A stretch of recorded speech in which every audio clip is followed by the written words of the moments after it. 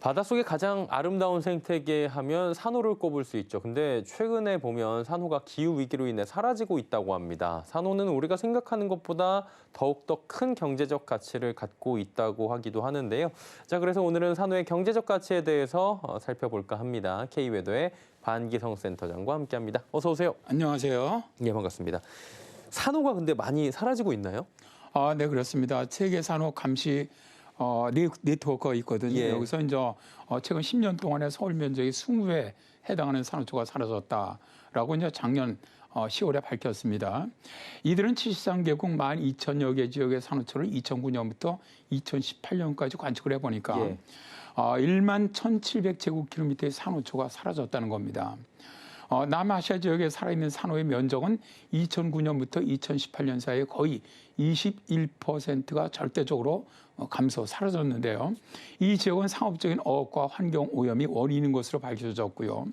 호주의 그레이트 베리어 리프는 2019년에 산호초 면적이 4만 1,000제곱킬로미터로 3위, 그러니까 이제 사라진 감소율이 3위입니다. 예. 평균 10% 감소를 겪고 있고요. 세 번째로 많이 사라지는 지역이 카리브해 지역으로 7.2% 감소가 있었다고 하죠.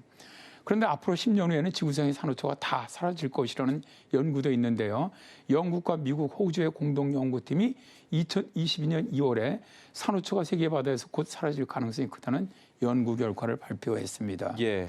2021년 현재 지구 평균 기온은 산업화 이전보다 이미 1.1도 올라 있는데 연구팀이 이성 관측 사진과 기후변화 모델링으로 분석을 해보니까 기온 상승치를 1.5도로 저지한다고 하더라도 산호초는 사실상 사라지는 것으로 분석되었다고 해요.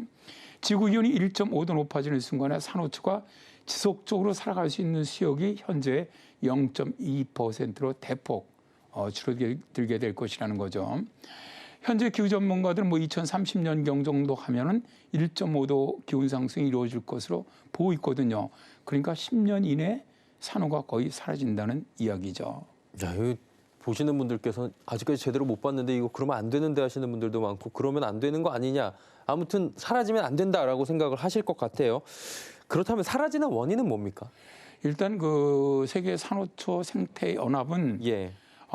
올해 2월에 발표한 보고에서요. 산호초가 사라지는 이유에 대해서 수온이 상승함에 따라서 나타나는 백화 현상이라고 주장을 합니다. 연구팀은 전 세계 산호 면적의 감소와 해수 온도의 급격한 상승 그리고 고온이 오랫동안 지속되는 것과 아주 관련이 있다고 밝히면서 이 밖에도 과도한 해안 개발에 따른 환경 오염이라든가 수산 자원의 남획도 하나의 원인으로 지적을 했습니다. PLOS 클라이met의 딕슨 박사 등도 산호초가 사라지는 것은 해수온도 상승 때문이라고 주장을 하는데요. 예. 백화 현상이라는 것은 산호초가 사는 수역의 온도가 평소 최고 온도보다 0.5도에서 1.5도 정도 더 올라가는 일이 몇 주간 정도 지속될 때 생기는데요. 사람은 이 정도의 온도 차이를 거의 느끼지 못하지만은 산호에게는 아주 치명적입니다. 산호초의 소 안에 살면서 알록달록한 빛을 내는 조류들이 바다가 뜨거워지면 산호초 밖으로 떠나버리게 되고 그러면 백환성이 발생하면서 산호가 죽어가는 것이죠. 자, 이제 뉴스 펭귄에서도 2021년 9월에 산호가 사라지고 있다. 그러면서 그 원인에 대해서 언급을 했는데요. 온실가스 배출로 인한 지구 가열화 등의 영향으로 지구 평균 기온이 높아지면서 산호초 백화 현상이 잦아지고 있고 특히 바닷물 온도가 평균보다 극단적으로 높은 상태가 5일 이상 지속되면서 바다 폭염이라고 부르는 해양 열파가 발생을 하면 산호초는 더 극심한 스트레스를 받는데요. 이 현상이 지속되면 산호는 서서히 폐쇄하게 된다는 것이죠. 예. 근데 이제 문제가 산호가 우리에게 주는 이런 경제적 이익이 굉장히 크다고 하던데 맞습니까? 그렇습니다. 일단 산호가 우리에게 주는 첫 번째 이익은 생태계 예. 이익입니다. 생태계를 상당히 많이 보존해 주는 역할을 한다는 건데요. 산호초는 전 세계 해양 생물의 4분의 1이 서식을 합니다. 물고기만 해도 4,000종 이상이 서식하고 있고요. 거북이라든가 개, 새우, 바다새 등 수많은 동물들에게 산호초는 안식처 역할을 하죠. 이들은 산호초에 알을 낳고 포식자로부터 몸을 피하면서 다양한 해양 생태계를 만들어냅니다. 둘째는 자연재난으로부터 인류를 보호해 주는데요. 산호초는 탄산염 덩어리의 암초이기 때문에 먼 바다에서 밀려오는 쓰나미라든가 폭풍 해일로부터 해안을 지키는 천연 방파제 역할을 해줍니다. 만약에 산호초가 사라지면 인류는 피해를 줄이기 위해 비용이 많이 들고 반환경적인 인공 장벽을 만들어야만 하겠죠. 예. 세계 자연기금은 산호초가 막아주는 폭풍 해일이나 홍수의 가치를 돈으로 환산한다면 거의 수십억 달러에 이른다고 보고 있습니다. 셋째가 이산화탄소를 흡수해주는 역할을 합니다. 산호는 막대한 양의 이산화탄소를 흡수해주는데요.